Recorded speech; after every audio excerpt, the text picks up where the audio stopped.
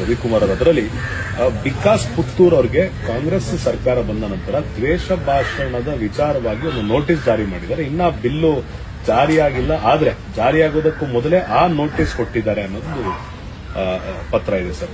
ಯಾರಿಗೆ ಬರೆದಿದ್ದಾರೆ? ವಿಕಾಸ್ ಪುತ್ತೂರು ಅನ್ನೋರಿಗೆ, ಚಿಕ್ಕಮಗಳೂರು. ಅಲ್ಲ, ಪತ್ರ ರವಿಕುಮಾರ್ ಅವರು ಯಾರಿಗೆ ಬರೆದಿದ್ದಾರೆ? ಆ ವಿಚಾರ ಎತ್ತಿದ್ದಾರೆ ಇವರಿಗೆ ಸರ್, ಚಿಕ್ಕಮಗಳೂರು ಡಿಸ್ಟ್ರಿಕ್ಟ್ಗೆ ವಿಚಾರ ಮಾಡ್ತೀನಿ. ಜಾರಿ ಆಗದೇ ಇರುವಂತ ಕಾಯ್ದೆಯನ್ನ ನಮೂದು ಮಾಡಿ ಆ ನೋಟಿಸ್ ಅನ್ನ ವಿಕಾಸ್ ಅವರು ಕೊಟ್ಟಿದ್ದಾರೆ. ವಿಚಾರ ಮಾಡಿದ್ದಾರೆ. ಯಾಕೆಂದ್ರೆ ಆ ಬಿಲ್ ಇನ್ನೂ ಪಾಸ್ ಆಗಿಲ್ಲಲ್ಲ. ಹಾ ಸರ್.